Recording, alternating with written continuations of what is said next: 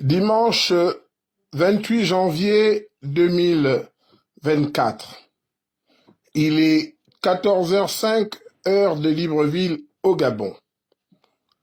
Nous allons faire, je suis Philippe Nzé, cyberactiviste depuis Chester en Angleterre, économiste financier.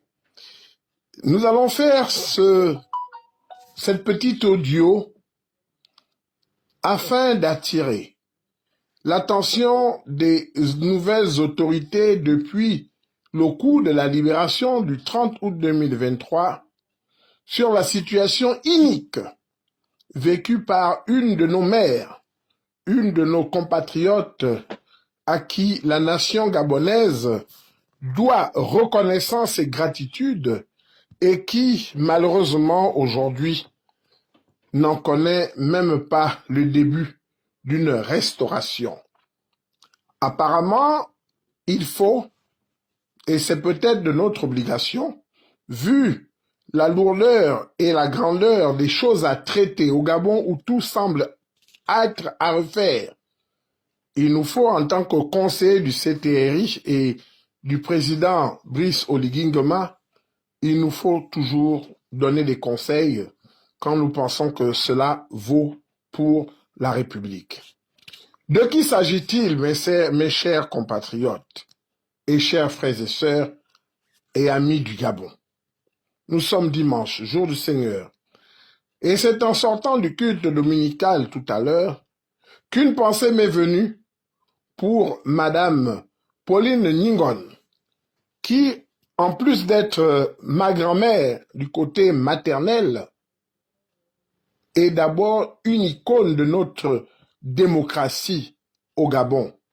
Et c'est donc à ce double titre que je prends la parole aujourd'hui pour attirer l'attention du président de la République, chef de l'État, qui, il y a quelques mois de cela, 2 ou 3 mois, a reçu Madame Pauline Ningon dans le cadre des notables de la République gabonaise, avec pour président, je crois, Monsieur Paul Maléco. Mais cela ne suffit pas.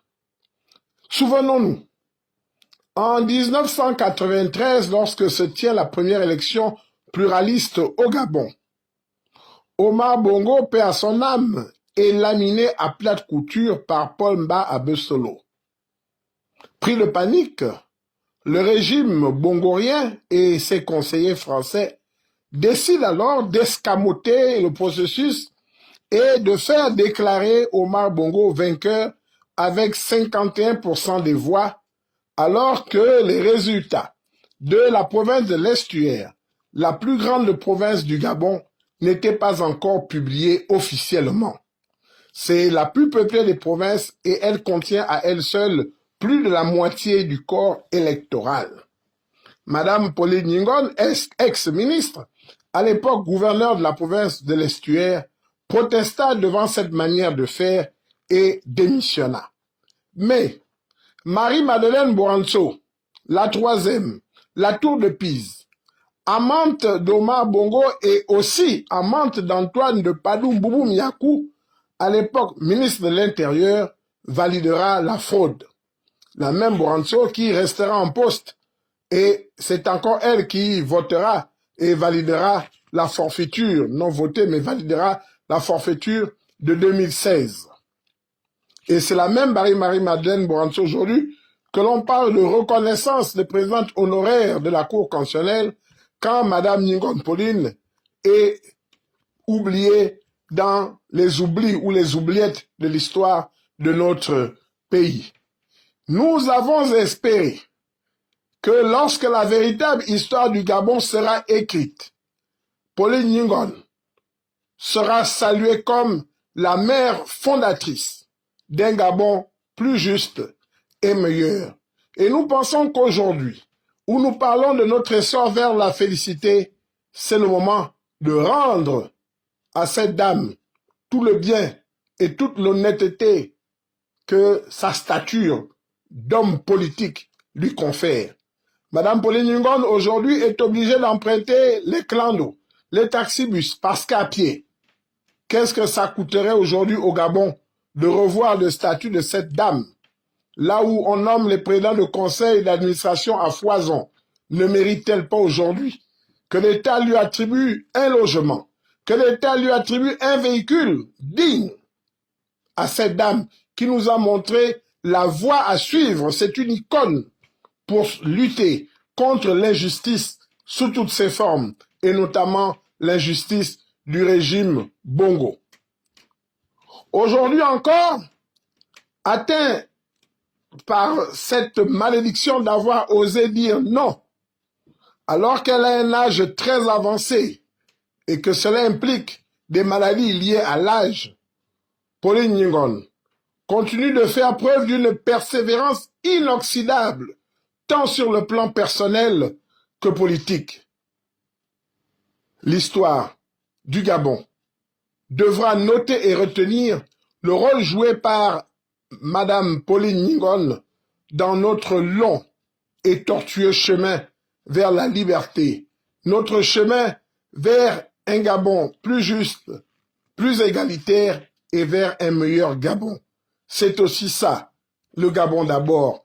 Merci, Maman Pauline. Puissent les mannes du ciel, les mannes de nos ancêtres, continuer à t'encourager sur cette voie, sur cette cohérence à nul autre pareil. J'ai également une pensée pour Luc Bongonsi, le président du Morena originel. Voilà des gens à qui, à notre humble avis, à sans haine ni rancune ni insulte, juste Gabon d'abord, la nation devrait être reconnaissante. Ce n'est pas le jour de leur mort que nous allons accourir avec, comment disent-ils, des fleurs fraîches, avec des gros cercueils, avec des gros discours pompeux pour les honorer. Aimons-nous vivants.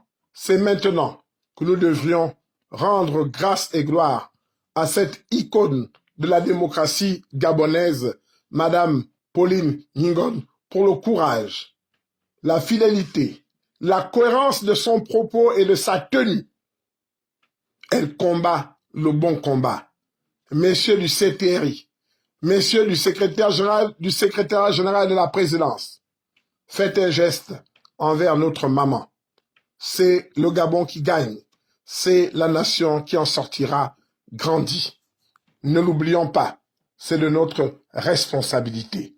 Honneur et fidélité à la patrie. Bon dimanche à tous. La bise. Tic-tac, tic-tac. Merci.